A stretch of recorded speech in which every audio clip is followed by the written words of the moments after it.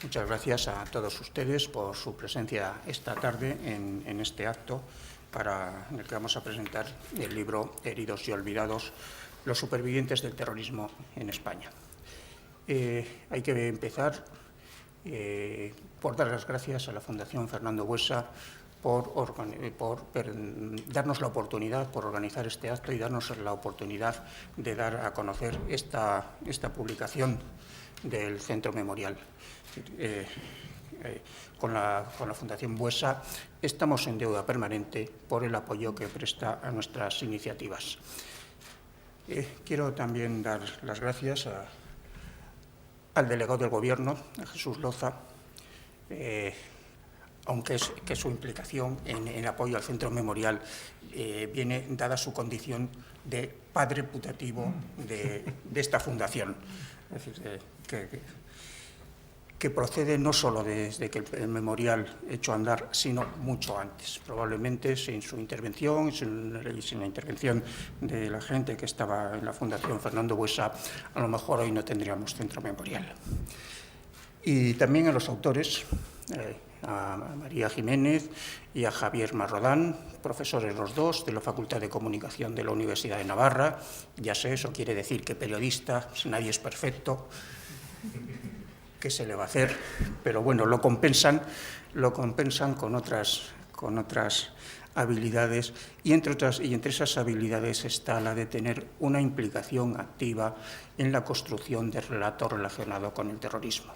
Los dos participaron en ese gran proyecto que fue Relatos de Plomo para hacer la historia del terrorismo en Navarra desde la perspectiva de las víctimas, proyecto que en el memorial hemos tratado de imitar, estamos tratando de seguir los pasos el camino que nos abrieron ellos con ese trabajo mediante el proyecto que estamos desarrollando nosotros en colaboración con el Instituto Valentín de Foronda de la Universidad del País Vasco. De este libro de Heridos y Olvidados que ha tenido a bien publicar la editorial La Esfera de los Libros, a la que hay que agradecer también que aceptara desde el primer momento en que le planteamos la posibilidad de hacer esta edición con apoyo incondicional y sin poner reservas, decía que de este libro una buena parte de la culpa la tiene un señor que está sentado aquí en la primera fila, que es el presidente de la Asociación de Fuerzas y Cuerpos de Seguridad del Estado Víctimas del Terrorismo, Francisco Zaragoza. Paco Zaragoza, también algunas otras personas, pero especialmente él, es de los que llevaba tiempo, y esto Jesús lo sabe bien, denunciando el olvido de los heridos.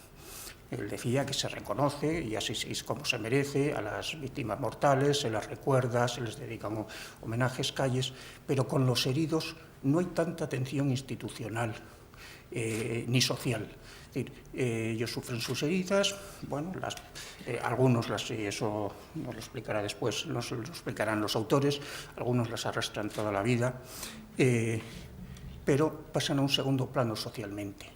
Y además nos decía una y otra vez, cada vez que nos cruzábamos con él en algún sitio, venía a la carga con ese tema, nos decía que ni siquiera se sabía con exactitud cuántos heridos había provocado el terrorismo en España.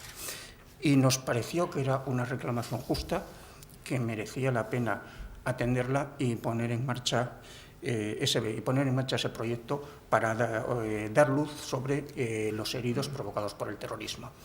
Entonces tuvimos la suerte de contar con la colaboración del Ministerio del Interior, que puso a nuestra disposición una base de datos sobre heridos reconocidos, con las salvaguardias necesarias para la protección de los datos personales, por supuesto, y gracias a esa base de datos hemos podido, Javier y María han podido elaborar este texto, sacar a la luz los números, supongo que lo explicará María, probablemente los heridos reales son más.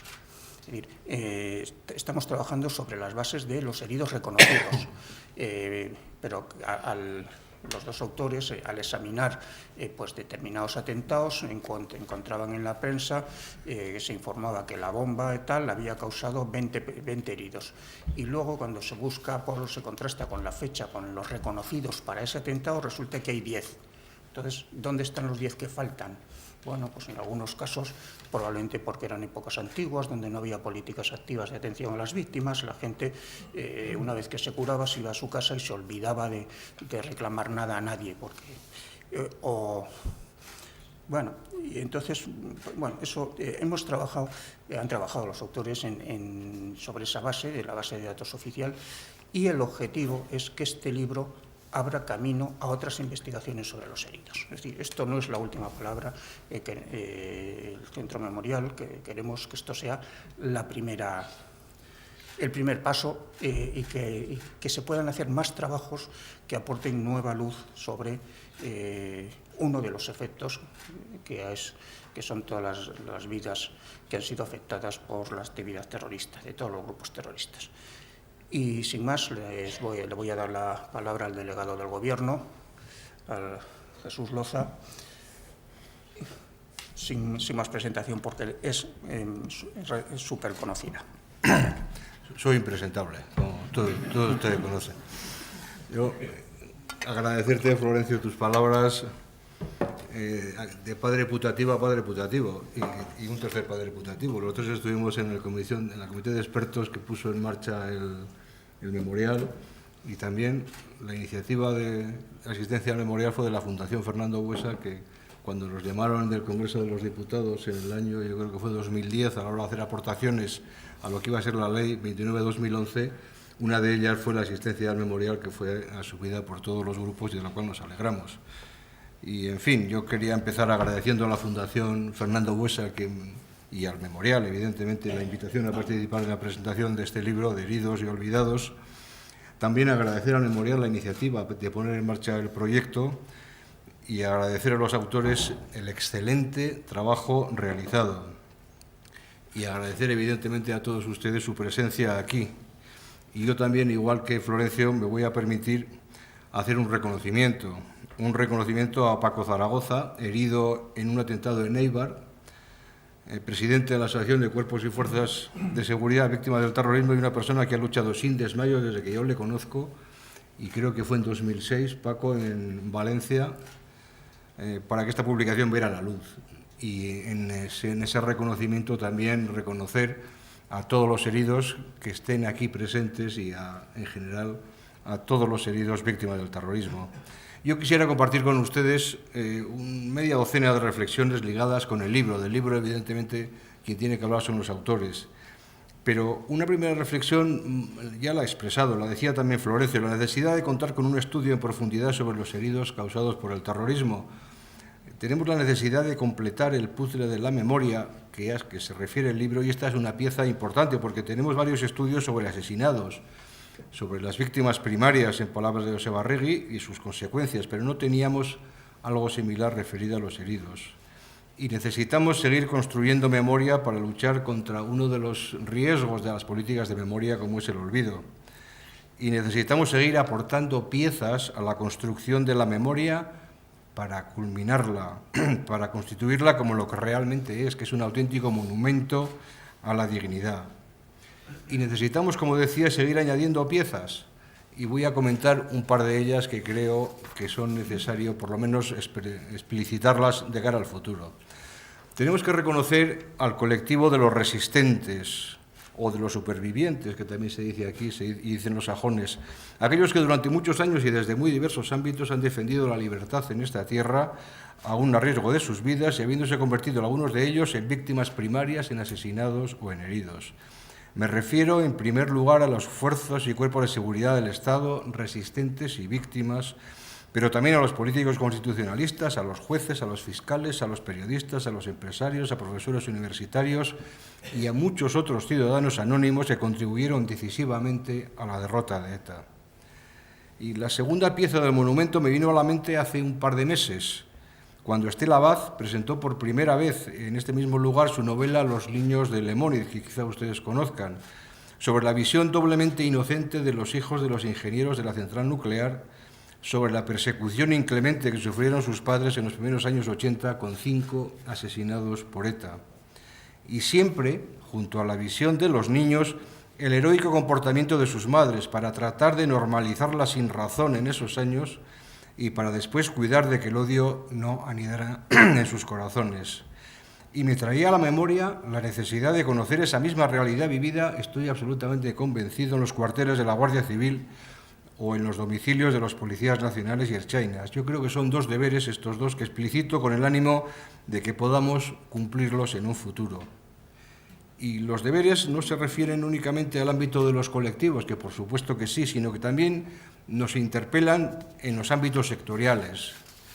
La Fundación Fernando Buesa realizó hace 10 años un primer estudio sobre la repercusión de la violencia colectiva en el ámbito de la salud. Violencia colectiva es el término que la OMS define como terrorismo. La OMS nos ayudó a hacer este estudio. Pero no disponemos de datos. Algunos datos tenemos, pero prácticamente es el único estudio sobre salud. No tenemos datos sobre repercusión en ámbitos laborales, profesionales o sociales. Por ejemplo, es una reivindicación que, igual que Paco Zaragoza hacía con los heridos, Nati, la presidenta de la Fundación Fernando Buesa, ha hecho reiteradamente sobre estos aspectos laborales y profesionales. En otro orden de cosas, quisiera resaltar uno de los muchos aciertos del libro, que, como digo, son muchos, y es un libro extraordinario. Es el conjugar historia y memoria. Como veo aquí algún historiador, lo diré de otra forma, el conjugar el rigor con los relatos, o si me permiten, los datos y los relatos. Algo que ya hicieron los autores en Relatos de plomo, algo que se haya referido antes Florencio, porque ambos son complementarios para conocer el alcance del daño causado y la repercusión personal de ese daño. Y están bien tanto el estudio académico que permita cuantificar el daño como el relato de los heridos y de sus familias que constituyen su memoria individual y al mismo tiempo configuran una memoria común. Es un acierto, a mi juicio, y lo reitero, presentarlos ambos de forma conjunta.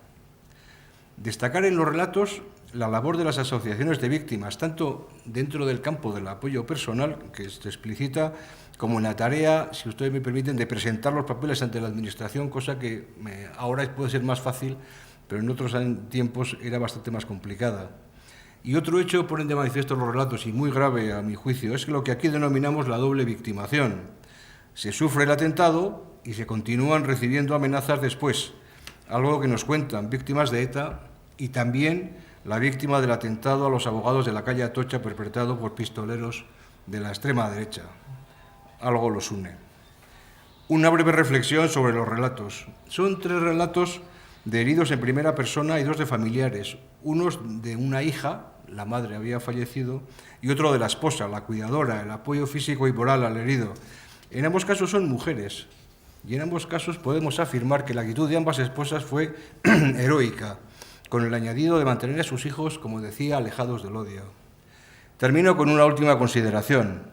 Las víctimas, en este caso los heridos, están unidas por el dolor injustamente padecido, y todas tienen derecho al reconocimiento de la reparación, pero los victimarios son plurales. En el libro tienen ustedes la relación de grupos de diferente extracción que los han causado y además de forma exhaustiva. Decía al principio que uno de los riesgos a los que deben enfrentarse las políticas de memoria es el olvido, pero existe un segundo riesgo tan importante o más que el primero y que en el País Vasco conocemos bien, es el de la tergiversación. Una tergiversación con 2 variantes. Una variante exculpatoria de los crímenes de ETA ligada a un supuesto conflicto de naturaleza política que justificaría el asesinato del diferente, ya que hubo un enfrentamiento entre 2 violencias equiparables con víctimas de los 2 lados, y contestamos con palabras de Gaizka Fernández Soldevilla. Los asesinatos que perpetraron los cometieron libre y voluntariamente sin que exista ninguna justificación para ello. Porque matar a un hombre no es defender una doctrina, si es matar a un semejante, como le dijo Castellio a Calvino tras la muerte en la hoguera de Miguel Servet. Y ante la pretensión de contraponer víctimas de ETA y víctimas de los contraterrorismos ilícitos, diremos una vez más que a todas las víctimas les une el dolor injustamente padecido y les separa de forma nítida los perpetradores y, sobre todo, su significado político. Significado político que no tiene que ver con el pensamiento de la víctima en vida, que era plural, como en todas sociedades, sino con el objetivo político de los asesinos.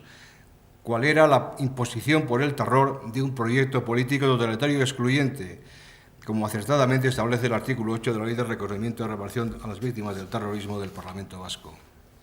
Y la segunda variante, una es la excluyente, y la segunda variante es la que Martín Alonso denomina la tercera vía, que dice algo así como matar estuvo mal. Sí, pero pudieran existir elementos atenuantes. Fíjense ustedes, el franquismo, la represión, la falta de democracia, la guerra sucia, la crisis económica, el tráfico de drogas se invocan en este totum revolutum. Y lo que olvidan es que algunos sufrimos todo esto, sufrimos también el embate del terror y confiamos y defendimos el Estado de Derecho. Por cierto, como siempre han hecho las víctimas. Termino ahora y así. La memoria de las víctimas del terrorismo es un elemento crucial para conseguir el objetivo de la no repetición, algo que todos decimos y que queremos practicar. Y junto a ella, como si de dos caras de la misma moneda se tratara, está la deslegitimación del terrorismo. Y lo que nos falta para lograr la deslegitimación es la autocrítica de la izquierda abertzale, su reconocimiento de la ilegitimidad del uso de la violencia para conseguir los objetivos políticos en el pasado. No es suficiente que lo hagan en el presente y en el futuro. Es absolutamente imprescindible que lo digan también en el pasado. Es ese nudo gordiano que nos falta y por el que todos los que aquí estamos seguimos trabajando. Muchísimas gracias.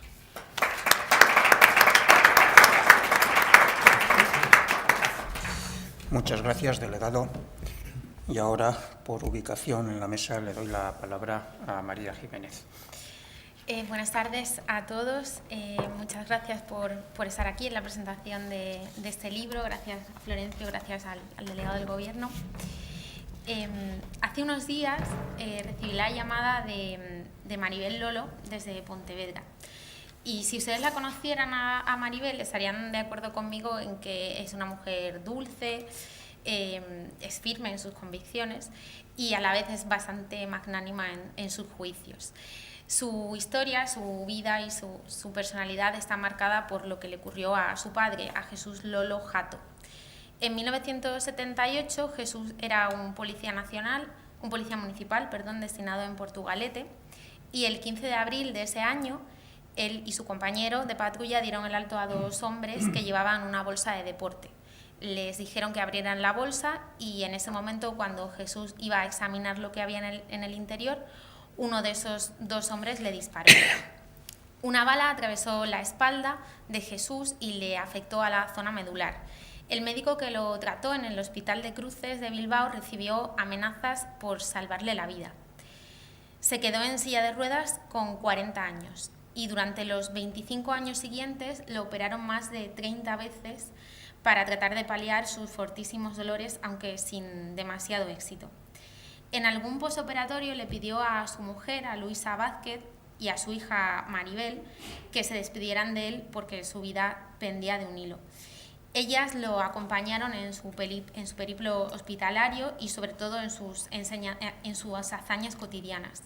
Se mudaron de un piso sin ascensor en Vizcaya a uno en Lugo, lidiaron con los picos de frustración que conlleva sentirse encadenado a una silla de ruedas y apretaron a demanda su mano con la promesa de que no la soltarían hasta el final. Hace unos días, como les decía, me llamó Maribel. Acababa de recibir el ejemplar de Heridos y Olvidados, que incluye una entrevista con su testimonio. Y estaba emocionada y quería darnos las gracias por contar su historia y por hablar por primera vez, quizá con tanto detalle, de los heridos por el terrorismo. Pensé que era una paradoja, o que no dejaba de ser una paradoja, que ella llamara para dar las gracias, cuando en realidad tendríamos que pedirle perdón a ella y a los casi 5.000 heridos de los que se habla en este libro. Como comentaba Florencio, Heridos y Olvidados es un primer paso para saldar una deuda, que es una deuda pendiente institucional, pero también colectiva. En un país como el nuestro, asolado por el terrorismo durante décadas, pues entra dentro de lo previsible que el foco de atención se centre primero en los fallecidos y en sus familias. Pero en demasiadas ocasiones y quizá durante demasiado tiempo se ha dejado de lado a los heridos que el terrorismo ha dejado a su paso. De hecho, el Estado ha tardado una media de 6 años en reconocerlos oficialmente como víctimas del terrorismo. Y en este caso la media resulta engañosa porque cuanto más atrás vamos en los atentados, aumenta exponencialmente el tiempo en el que el Estado tardó en reconocer a esas personas. Una de esas personas que esperó durante mucho tiempo a que el Estado reconociera su condición de herida es Natividad Astudillo, que también está entrevistada en este libro. Tenía 29 años el día en el que ETA cometió su primer atentado indiscriminado contra la cafetería Rolando, en el que fallecieron 13 personas. Nati estaba en una cafetería contigua que se vio afectada por la explosión y a lo largo de su testimonio agradece haber perdido el conocimiento para no almacenar en su memoria imágenes que a muchas otras personas que fueron testigos conscientes de ese atentado les han provocado pesadillas durante bastante tiempo. Aquello ocurrió en 1974 y de esa época, de ese año, datan 4 folios del sumario en los que se dice que ella sufrió un traumatismo craneal con contusiones y otras heridas, y también se dice que perdió unas gafas, un suéter, que la falda y los zapatos que llevaba quedaron inservibles.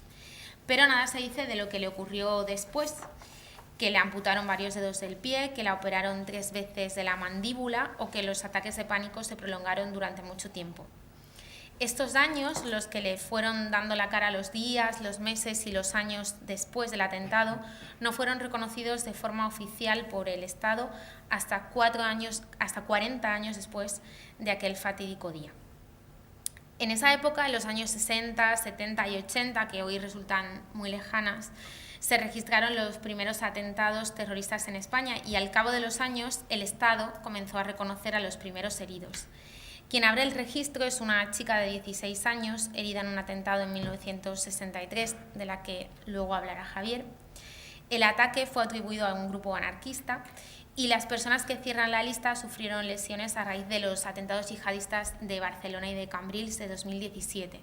Dado que los expedientes de esos atentados todavía no se han cerrado, esas personas han quedado fuera de la cuantificación final, aunque el relato de lo ocurrido se recoge en la primera parte del libro, que consiste en un recorrido por los perfiles de las organizaciones terroristas que han actuado en España.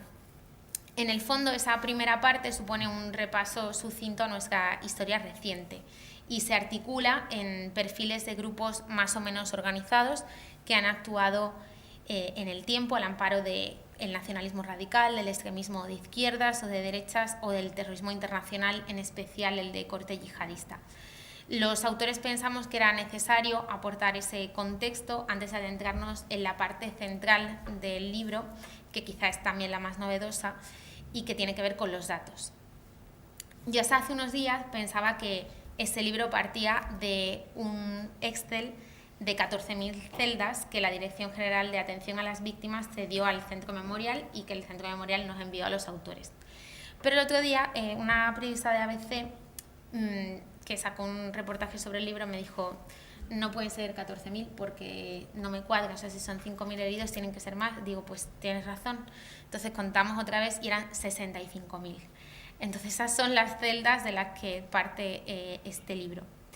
En ese momento pues tuvimos una especie de emoción periodística porque era la primera vez que el Ministerio del Interior decidía publicar esta información. Y también se nos cruzaron otras consideraciones por la cabeza. Era un paso adelante que el Ministerio quisiera arrojar por fin luz sobre este colectivo. Los investigadores por fin podrían tener algunas cifras de referencia. Las asociaciones de víctimas que tanto habían reclamado la atención a los heridos verían en parte satisfechas sus legítimas demandas y nosotros, los encargados de sacar jugo a los datos, teníamos la oportunidad de poner nuestro granito de arena en la batalla de rescatar el pasado y traer al presente los efectos del terrorismo para que no se repita. La tarea, en primer lugar, consistió en ir cruzando datos, variables distintas que teníamos en esta tabla y obteniendo resultados significativos. Confirmamos que ETA había sido la organización que más heridos había causado, casi 2.600, seguida de lo que Interior llama terrorismo internacional, que incluye el terrorismo yihadista, con casi 1.200 damnificados. Intuíamos que el 11M había convertido a Madrid en la ciudad donde se habían registrado más heridos, pero desconocíamos que hasta en 192 municipios españoles se han perpetrado atentados que han dejado a personas lesionadas. Comprobamos también que más de un centenar de ciudadanos españoles habían resultado heridos fuera de las fronteras españolas, la mayoría militares desplegados en Afganistán. y constatamos que la Guardia Civil es el colectivo profesional con más lesionados, con cerca de 500 agentes heridos. Y esto en realidad fue solo el principio. El despliegue de datos puede llegar a ser apabullante, pero permítanme que me quede con dos variables, con la edad y con las secuelas. El terrorismo ha afectado en nuestro país de forma mayoritaria a gente joven. De hecho, casi el 60% de los heridos tenía menos de 40 años cuando sufrieron un atentado. E incluso 241 eran menores de edad. Antonio Miguel Utrera acababa de traspasar ese límite cuando resultó herido. Él en 2004 disfrutaba de la mayoría de edad y era su primer año en la universidad como estudiante de Historia. Nos contó en la entrevista que se recoge en este libro algunos detalles de cómo era su vida en ese momento, pero en resumen pues podríamos decir que era un chico feliz. El 11 de marzo de 2004, poco antes de las 8 de la mañana, viajaba en un tren de cercanías en la estación de Atocha y la bomba que iba en su vagón pues lo trasladó, lo empujó al otro extremo del vagón y él fue, creo que, uno de los dos supervivientes del vagón en el que él viajaba. Él explica con estas palabras lo que supone o lo que supuso para él ser víctima del terrorismo. Me sentí expulsado de la sociedad porque habían cortado mi camino. Alguien me había tirado a la cuneta y me había dicho: no vas a caminar más, no vas a volver a tu proyecto, te hemos expulsado. Es una carrera ciclista, uno se tropieza, pero el pelotón sigue y yo estaba caído. A base de mucho esfuerzo se levantó y hoy comparte con cierta frecuencia su experiencia con adolescentes en colegios y en institutos. Su testimonio explica, se articula sobre la libertad, cómo defenderla después de haber vivido un atentado terrorista. Les decía antes que la avalancha de datos había dos variables que dejaban entrever lo azaroso de las biografías de los heridos, que una era la edad y que la otra era la gravedad de las secuelas. Aunque la mayoría de los lesionados sufrieron secuelas leves, casi 300 tienen reconocida una incapacidad permanente absoluta y un grupo más reducido, de 60, tienen reconocida una gran invalidez. Uno se puede hacer conjeturas acerca de lo que supone ser un gran inválido, pero no se hace cargo de su alcance hasta que no desciende a los detalles de una biografía. Y en este libro hemos extendido a la letra pequeña de una de esas biografías, que es la del agente de la Ertzaintza, Jon Ruiz Sagarna. Lo que le ocurrió a Ruiz Sagarna el 24 de marzo de 1995 en Rentería se puede resumir en la idea de que lo quemaron vivo. Un cóctel molotov atravesó el blindaje de la furgoneta policial que estaba en ese momento en la Plaza de los Fueros de Rentería en un despliegue policial por una jornada de lucha convocada por la Izquierda Abertzale. Un cóctel molotov, como decía, atravesó la furgoneta y le estalló en la cabeza. Le derritió el casco y lo hizo prender. El 55% de su cuerpo ardió. Estuvo ingresado 6 meses, el primero de ellos en riesgo de morir en cualquier momento, y estuvo ingresado durante ese tiempo y después pidió, como decía, el alta voluntaria porque no soportaba estar más tiempo en el hospital. Cuando salió de allí, vistió un traje especial, cubrió su cara con una malla para protegerla de la luz, no quería salir a la calle y su principal compañía fue la de su hijo, un niño que en el momento del atentado tenía 3 meses.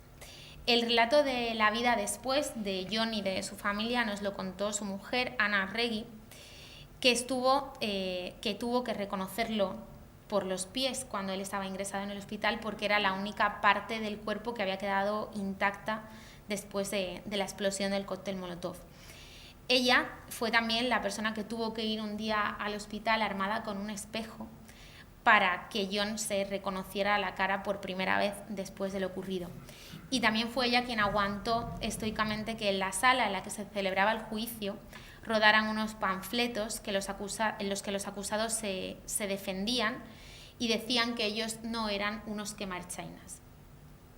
También ella dejó de trabajar para cuidar a su marido, ha vivido de cerca innumerables operaciones y sus correspondientes curas y ha batallado para que dentro de sus limitaciones pueda disfrutar de las vacaciones en familia o en unos meses de la graduación de su hijo mayor, de ese niño que tenía 3 meses cuando atentaron contra su padre. Ana Arregui es en realidad un símbolo de otras muchas personas que no aparecen en este libro y que son una parte imprescindible de la historia que aquí se cuenta. Son los cuidadores, la mayoría mujeres, que dejaron a un lado buena parte de sus vidas y sus sueños para lidiar con las secuelas que el terrorismo había dejado en sus familiares. Recuperando la metáfora de Antonio Miguel Utrera, ellas fueron las primeras en sacar a los heridos de la cuneta a las que los había arrojado un atentado. Y ahora por fin ha llegado el turno de que a esa tarea le pongamos cifras y nombres, como hacemos en la última parte de Heridos y Olvidados, y de que calibremos su magnitud y de que hagamos un ejercicio casi colectivo de reconocimiento a los 5.000 afectados y a sus familias. Y de que a partir de ahora, quizá más allá de reconocerlos como heridos, los podamos también reconocer como lo que son supervivientes. Y nada más, muchas gracias.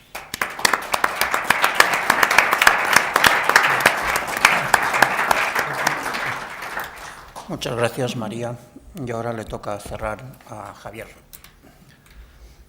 Buenas tardes, muchas gracias Florencio, Jesús Loza por vuestra amable presentación, gracias a todos ustedes por asistir a este acto. María ha dado las grandes cifras y ha explicado un poco el origen de este proyecto y bueno, la estructura del libro. Hay un dato principal que es el del número de heridos reconocidos oficialmente en España, 4.808. Es difícil hacerse cargo, es un número que impresiona por su magnitud, pero es difícil hacerse cargo de esas casi 5.000 historias que hay detrás. En las primeras páginas del libro, en la introducción, hablamos de un libro emblemático en el mundo del periodismo que quizá conozcan, que es Hiroshima, de John Hersey.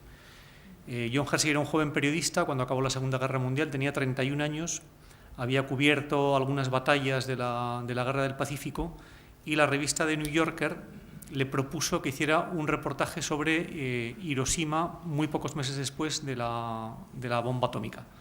Habían muerto 100.000 personas y supongo que llegar a un sitio devastado, ¿no? Una ciudad completamente en ruinas, para tratar de explicar al mundo qué había ocurrido allí, pues era un reto, vamos, casi inconmensurable.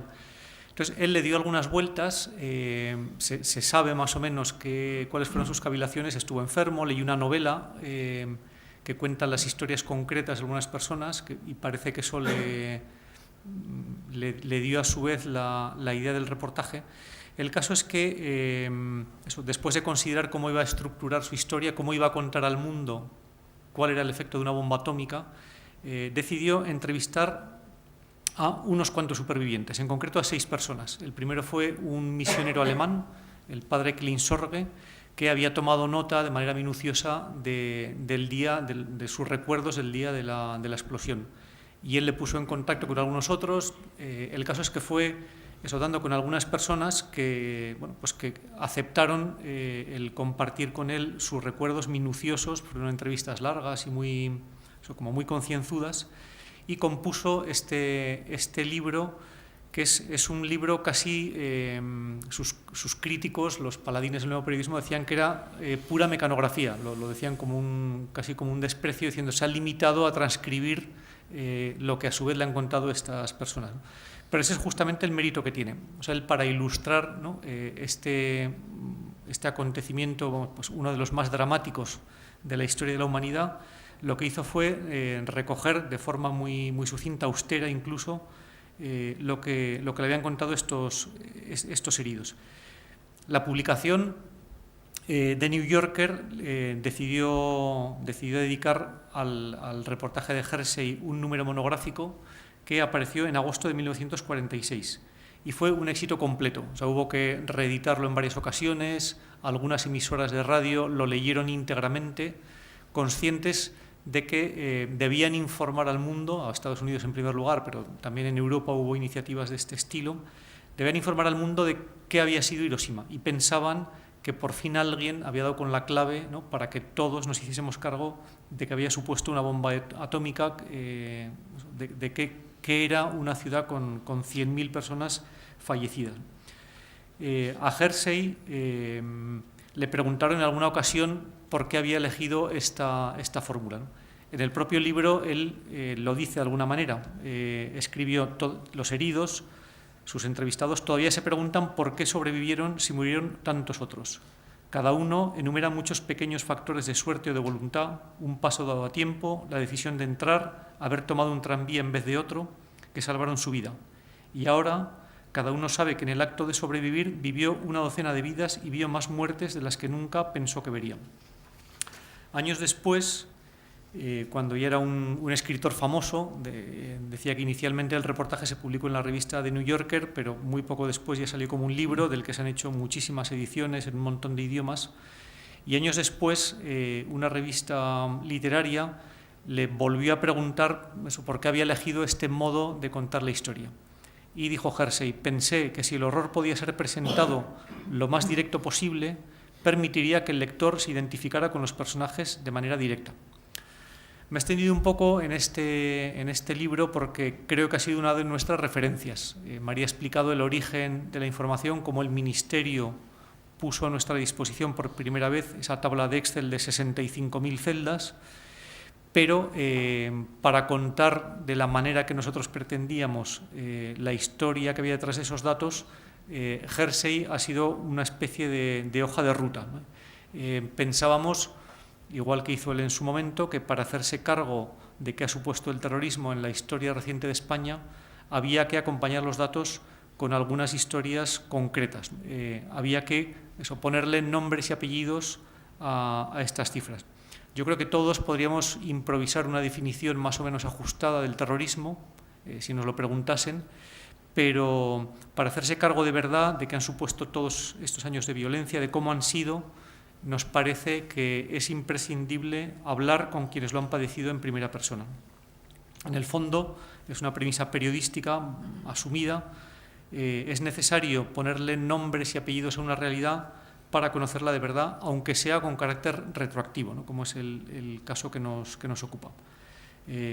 Y en el ámbito del terrorismo esto es como especialmente necesario, porque es un problema que nos afecta a todos, ¿no?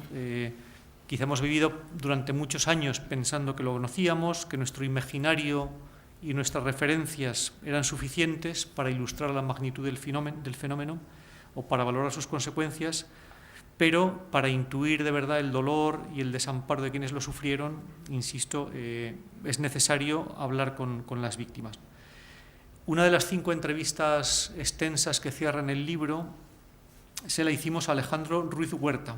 Es uno de los supervivientes del atentado contra los abogados laboralistas de Atocha, de la calle Atocha, en 1977. Han pasado, por tanto, 47 años desde aquel ataque. Y le preguntamos: ¿vive aún hoy con sensación de inseguridad, casi medio siglo después? Y dice: el miedo que se acumula es terrible, a mí todavía me queda, aún tengo el síndrome postraumático. Hay una célula en nuestro cerebro, la angina, que te provoca tensión para que estés preparado para que un hecho así no se vuelva a repetir. Esto te genera una tensión que se manifiesta especialmente cuando estás más relajado.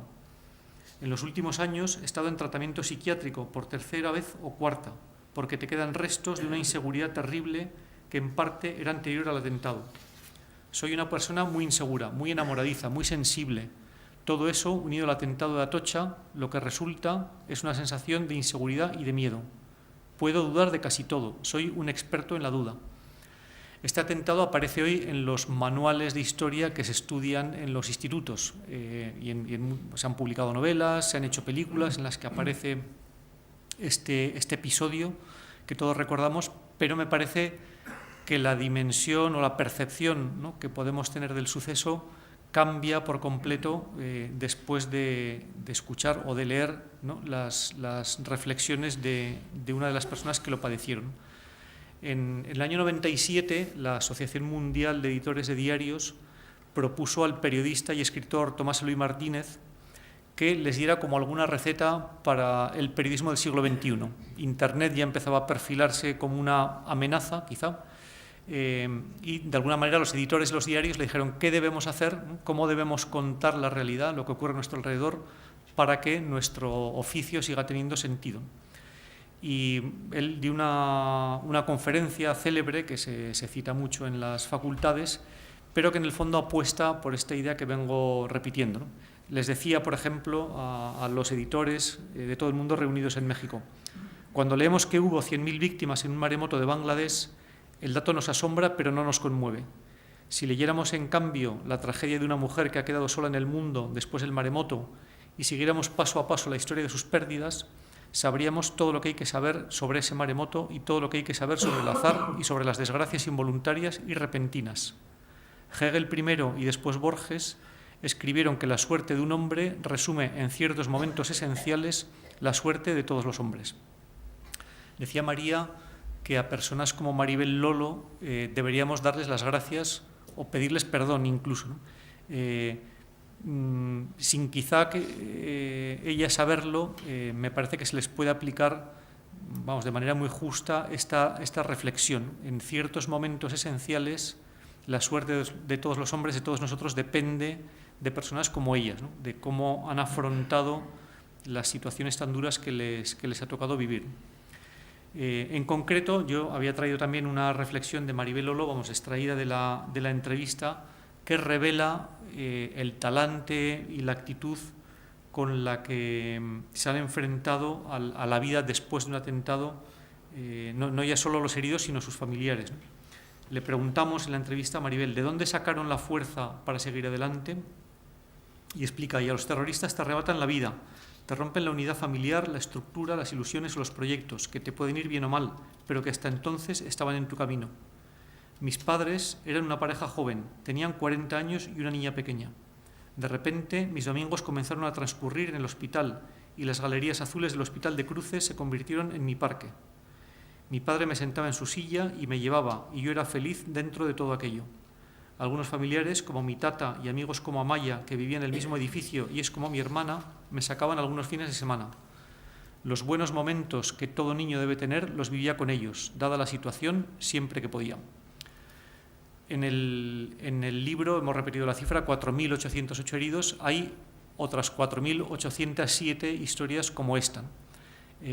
Nosotros hemos contado con cierto detalle algunas. Incluso el propio libro ha servido para investigar y rescatar algunas, ¿no? Gaizka Fernández Soldevilla, historiador, publicó en concreto hace unos días, ha publicado varios artículos contando la historia de la primera herida del terrorismo en España, la primera herida reconocida oficialmente, eso que sufrió heridas a consecuencia de un atentado.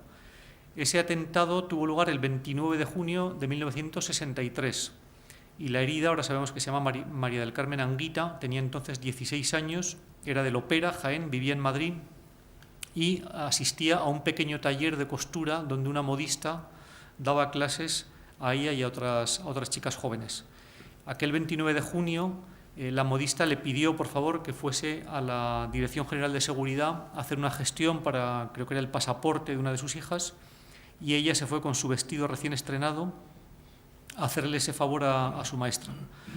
Y tuvo la mala suerte de que cuando estaba esperando su turno, en la oficina explotó una bomba que había puesto un grupo, vamos, al menos fue reivindicado con ese nombre, que se llamaba Defensa Interior, era una organización de signo anarquista, y bueno, pues la explosión fue tremenda, resultaron heridas ella y otras 30 personas, y bueno, a ella le dieron la extremaunción porque realmente quienes la atendieron pensaron que se iba a morir. Decía ella, tiempo después, que se sentía completamente abrasada a consecuencia de la explosión.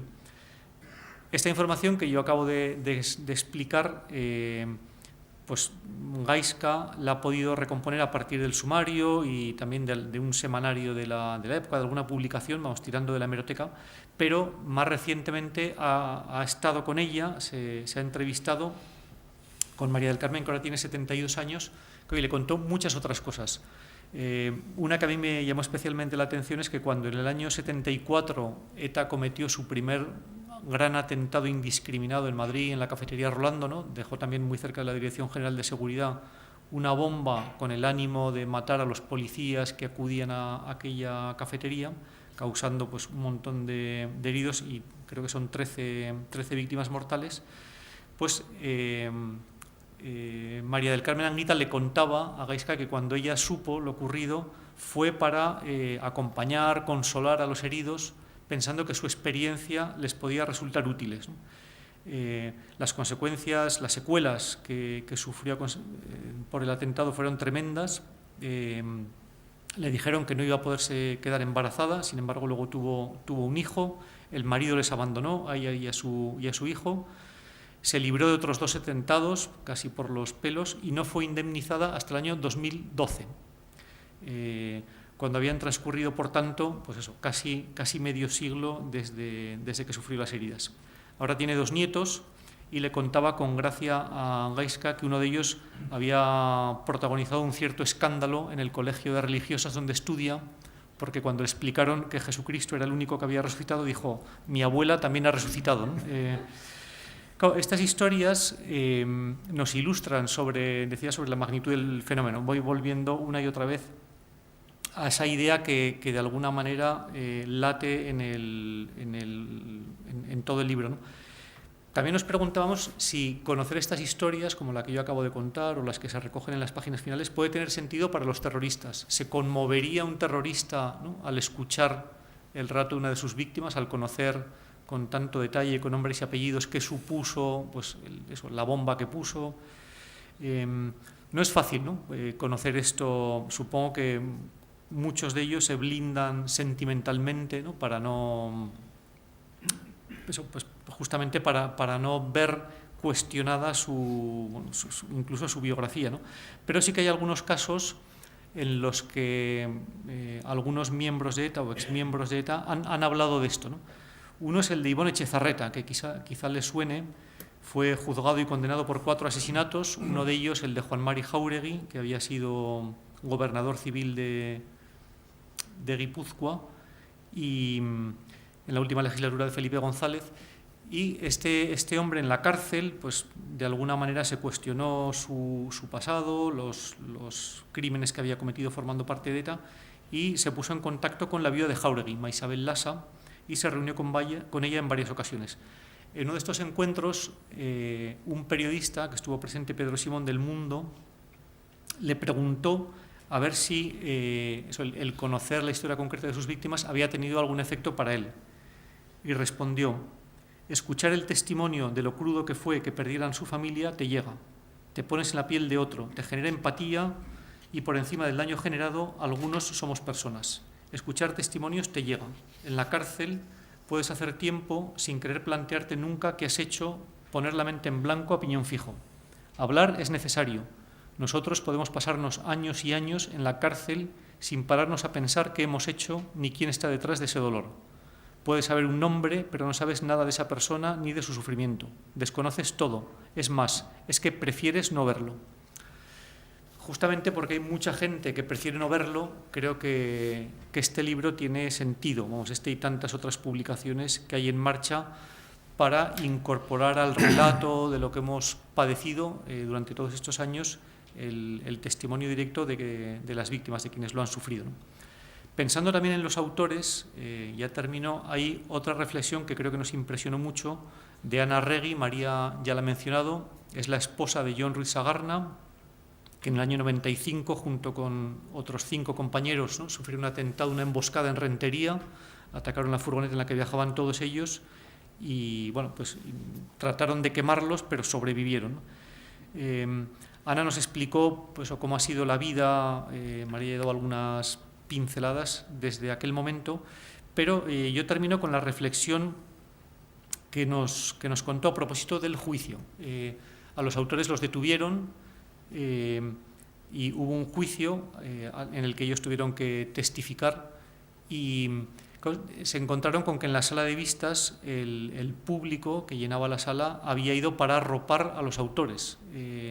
O sea, los que seguían siendo las víctimas eran los testigos, los que comparecían en calidad justamente de víctimas, ¿no?, mientras que casi los acusados eran unos héroes, ¿no?, arropados por su gente, ¿no?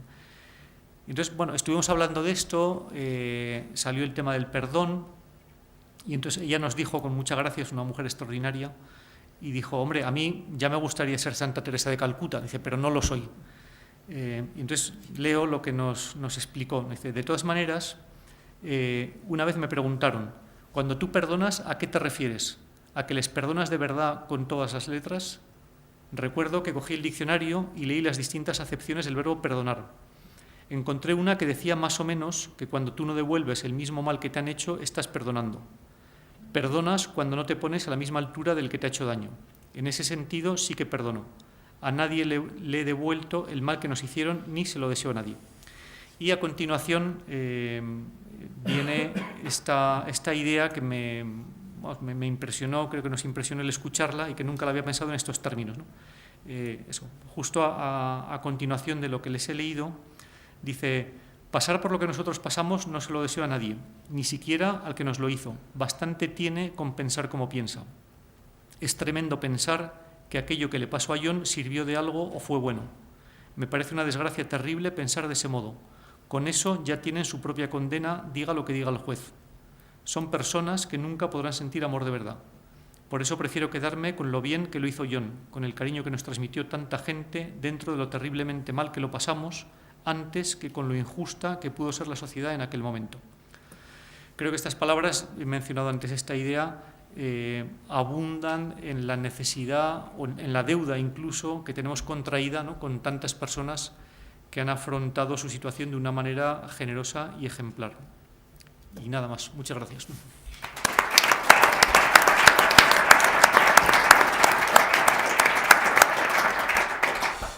Muy bien, muchas gracias.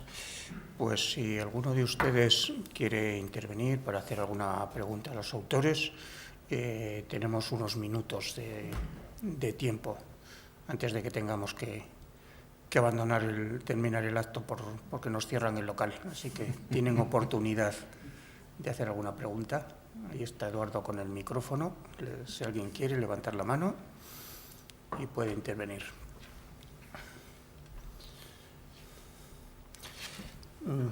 Mientras se lo piensan, yo les voy a preguntar a los autores un poco qué criterios siguieron para seleccionar a las víctimas que han entrevistado. ¿Por qué estas? ¿Por qué no otras? ¿Cuál fue los...? Bueno, en realidad nosotros pretendíamos hacer un retrato más o menos completo de las diferentes circunstancias que han podido pasar esas personas. Intentamos elegir a víctimas que habían sufrido atentados en épocas diferentes.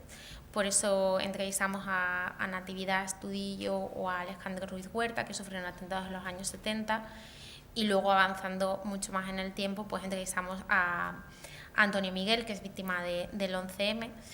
También nos pareció que era relevante entrevistar a víctimas de distintas organizaciones terroristas, ya que todos los datos que aparecen en este libro, aunque luego están divididos por organizaciones, pero incumbe a todas.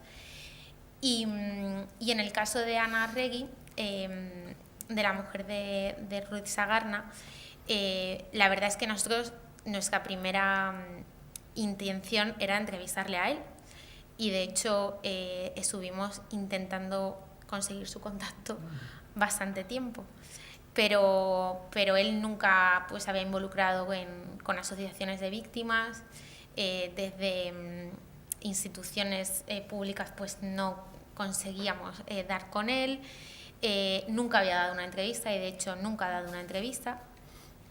Y bueno, pues parecía un poco batalla perdida. Y bueno, Javier y yo somos profesores en la universidad, y una de las asignaturas que damos incluye pues prácticas de escritura. Entonces un día pues un alumno me entrega una práctica y cuenta el atentado que sufrió Ruiz Sagarna. Y jolín, ¿y por qué está contando este chico esa historia?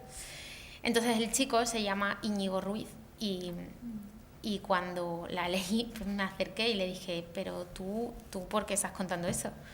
Y dice: no, porque, o sea, tan normal. porque esto es lo que le pasó a mi padre. Digo, pero tú eres el hijo de John Ruiz Sagarna. Sí, soy yo. Digo, tú sabes que llevo un montón de meses buscando a tu padre y no lo he encontrado. Digo, pues ya encontraba a mí.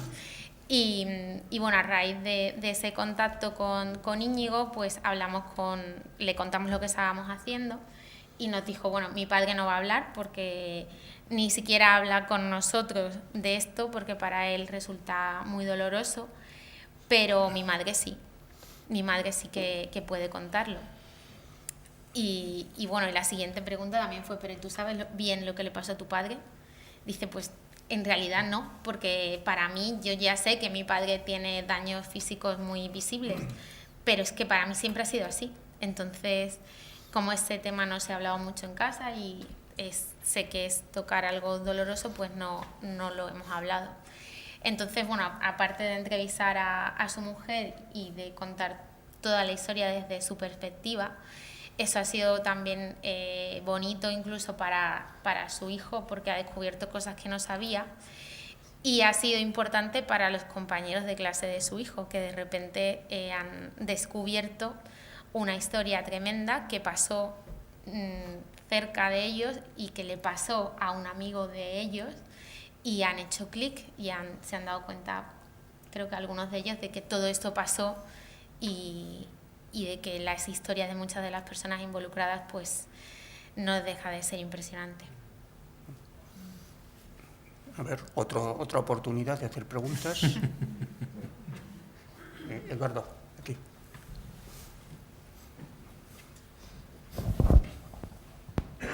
Gracias. No, la pregunta es, porque estaba viendo ahora, bueno, he escuchado vuestra intervención y estaba hojeando el libro. El título es Heridos y olvidados. Entiendo entonces que la palabra olvidados es una conclusión que habéis sacado a través de todos los retratos de las entrevistas que habéis hecho, ¿no? Pero ¿no habéis sentido curiosidad, no habéis investigado, identificado qué tipo de olvido es y por qué, sobre todo? ¿Por qué están olvidados?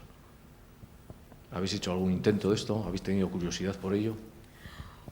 Bueno, nosotros realmente la primera intención del libro era hacer esa radiografía de este grupo de personas, y quizá cuando bajas al detalle de algunos datos pues sí que te encuentras algunas de esas razones. En lo que respecta al olvido institucional, por ejemplo, pues hay una cuestión que es el desarrollo de la legislación que atiende o que podía ayudar y atender a esas personas y que avanza con el tiempo, pero por supuesto con retraso en comparación con lo que ya había ocurrido, con lo que estaba ocurriendo en ese momento. El dato de que el Estado tarda 6 años de media en reconocer a los heridos, pero muchos más a los primeros heridos, pues tiene que ver también con ese olvido que ellos denuncian y que esa realidad demuestra. El hecho también de que ellos se sintieran o de que ellos transmitan esa sensación de olvido, pues tiene que ver también con una reclamación de las asociaciones de víctimas en términos de reconocimiento no solo legal, sino también de un reconocimiento público a esas personas, y es otro de los motivos por el que parecía que ese adjetivo de olvidados pues tenía cierto sentido. No sé si quieres añadir algo más, Javier. ¿Más preguntas? Si no, la hago yo, advierto. Bueno, pues ya, cumplo mi amenaza. ¿Os habéis encontrado a la hora de cuando habéis estado entrevistando a víctimas o intentando entrevistar con víctimas a las que les hayáis propuesto hablar y que no hayan querido hacerlo por los motivos que sean, porque no querían revivir su sufrimiento o porque no? ¿Os habéis encontrado con eso alguna situación de ese tipo? Bueno, aquí un caso, ya lo ha explicado María, era el del propio John Ruiz Sagarna, ¿no? Que es una persona que ni en este caso ni en otros ha preferido no contar su historia, pues seguramente para no reabrir, ¿no? las heridas, no tanto las heridas físicas en este caso, como el recuerdo de lo sucedido, ¿no? Pero en general, yo creo que de Jon Ruiz Sagarna pasamos a su mujer Ana Regui, como ha contado María, y las otras sí que fueron relativamente, en todos los casos tuvieron a bien el reunirse y el contar su experiencia, ¿no? O sea, sí que en los tomos de relatos de plomo que habéis mencionado, el número de entrevistas es mucho mayor, hay 60 entrevistas, y ahí sí que tratamos de localizar, el trabajo está referido a Navarra, a todas las familias de todos los asesinados por ETA en Navarra. Y ahí sí que fue curioso, en general, yo creo que prácticamente todas de entrada dijeron que no tenían ningún inconveniente, o sea, cuando les explicábamos el sentido que tenía el trabajo y por qué lo estábamos haciendo. O sea, yo creo que incluso en algunos casos sintieron la responsabilidad, ¿no? Tengo que contar con detalle pues, cuál fue la historia de mi marido o de mi padre, para que quede constancia. Pero sí que nos ocurrió en 4 o 5 casos, y además fueron casos llamativamente similares, el localizar a alguien, a veces después de muchas gestiones, algunas detectivescas, ¿no? Pues tirando de antiguas guías de teléfonos o de conocidos, que era gente que luego se fue de Pamplona y llevaba pues muchos años alejada del ámbito geográfico donde había tenido lugar el atentado. Y como digo, en varios casos localizamos, pues recuerdo en concreto a varias viudas jóvenes cuando tuvo lugar el atentado, que de entrada nos dijeron, no tenemos ningún problema no tengo ningún problema. Y cuando al cabo de unos días llamábamos para concertar la cita, pues ¿qué te parece si la semana que viene vamos a Valencia? Las entrevistas las hicimos personalmente en casa de los entrevistados. Y eso, en 4 o 5 ocasiones nos dijeron estas personas, pues no va a poder ser porque yo pensaba que esto lo tenía superado, o sea, que después de 30 o de 40 años ya era capaz de hablar de este tema, y ahora a raíz de vuestra llamada he empezado a darle vueltas y me he dado cuenta de que no, o sea, de que no voy a poder contaros lo que ocurrió, porque ya llevo una semana pues desvelada o llorando. Entonces ahí sí que tuvimos los casos, no tanto de gente que no quisiera, como de gente que no se sentía capaz, ¿no? Que no podía, ¿no? A ver, otro turno. Mientras yo puedo completar la anécdota que ha contado María, que ha sido curioso, ella ha explicado cómo descubrió entre sus alumnos al hijo de Jon Ruiz Sagarna, y bueno, pues de ahí de alguna forma surgió la entrevista, ¿no? Esta historia continúa porque en esa misma promoción, en otra asignatura en la que los alumnos hacen reportajes, en este caso era un grupo que yo llevaba de prácticas, una chica de Rentería propuso para hacer un reportaje, dice, es que tengo que contar la historia de mi tía, porque no la conocía hasta hace muy poco y me he dado cuenta que es una historia que merece la pena que alguien la escriba. Yo le pregunté, estamos reunidos varios alumnos, y entonces nos explicó que ella tiene una tía de unos 40 años de la que siempre había oído que a consecuencia de un accidente de tráfico pues arrastraba una cojera muy pronunciada, bueno, tenía pues toda una serie de secuelas físicas que supuestamente se las había producido un accidente de tráfico. Entonces, por un comentario descuidado de su madre, unos pocos días antes de contarnos esto, había descubierto que no, que su tía tenía 17 años el día de 1995 en el que atacaron la furgoneta de la Archancha, y la furgoneta, una vez que sufrió el impacto de los cócteles Molotov y perdió el control, arrolló a 2 chicas y una de ellas era su tía.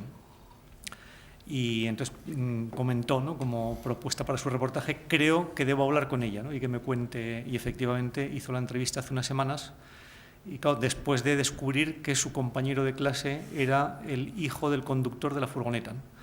Y bueno, dentro de unos meses, si Dios quiere, coincidirán en la graduación ¿no?, en un caso de su hijo y en otro de su sobrina, estas 2 personas, ¿no?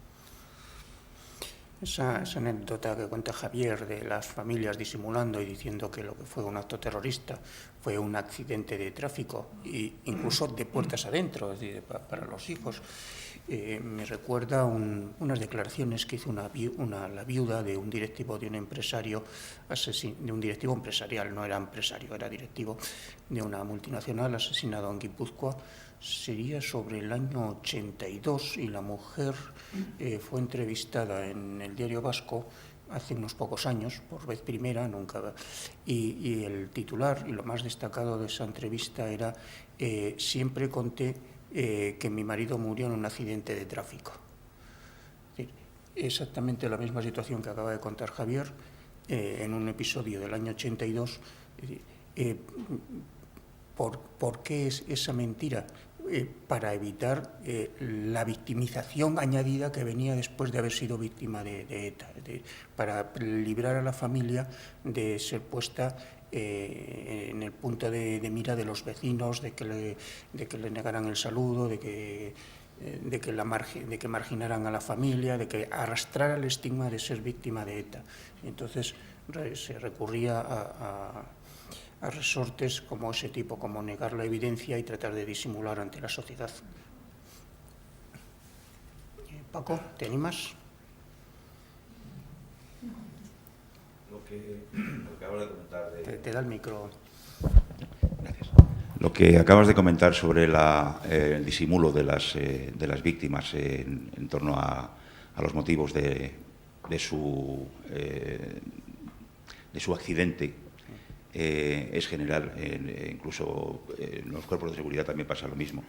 Personas que han sufrido atentado terrorista o familiares de personas que han sufrido atentado terrorista que después regresan a sus domicilios fuera de la comunidad autónoma vasca o de la comunidad navarra, siguen, en la actualidad, 30, 40 años después, siguen disimulando el motivo de su viudedad o de su orfandad.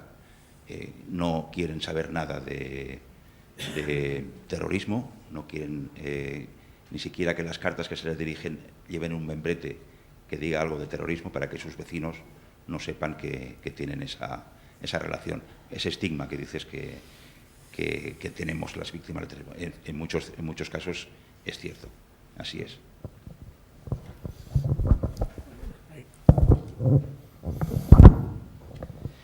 Bueno, a propósito de esto mismo, Pilar, del año 2018, homenaje a 7 víctimas de la Guardia Civil, en este caso, en Chaurrondo. Nos costó dar con los familiares, finalmente conseguimos homenajearles. Pero dudo mucho que en fuentes en las cuales pues, puedan quedar reflejados e inmortalizados textos, libros, sean muy colaborativos. Yo entiendo que, de alguna manera, estamos hablando de víctimas directas que han perdido a padre, en este caso, mayoritariamente, y que han sufrido, pues, a lo largo del tiempo, la ausencia de esa víctima y además acompañados de sus hijos, de sus vástagos, que lógicamente, pues, de alguna manera han reforzado más todavía esa victimización, ¿no? En cualquier caso, son poco dados a colaborar, pero cuando a nivel institucional se les ha llamado, han acudido. Y eso, de alguna manera, implica en que tienen una cierta nostalgia del tiempo transcurrido, una cierta vinculación a nivel institucional y responden a la llamada de la institución. Pero, de alguna manera, no les gusta exteriorizar, digamos, su sentimiento y su padecimiento, su sufrimiento. Muchas gracias. Es que hay que tener en cuenta una cosa, que a veces se nos olvida, y me pongo en la primera persona del plural, es que cuando a una víctima le pedimos que dé testimonio, y sobre todo en público, lo que estamos haciendo es reabrir heridas. Es decir, esa generosidad que ya tienen las víctimas se multiplica. Es decir, Paco o Marta, que aquí están, es decir, hay que hacer un esfuerzo para sacar a la luz sentimientos. Y eso no somos conscientes a veces de los que estamos en este lado, que cuando les pedimos esa colaboración, que es absolutamente esencial, porque nada deslegitima más al terrorista que la mirada inocente de la víctima. El relato que decíais, pues tenemos que ser conscientes que cuando se lo pedimos es algo que es muy bueno para todos, pero que también que les cuesta a ellos muchísimo.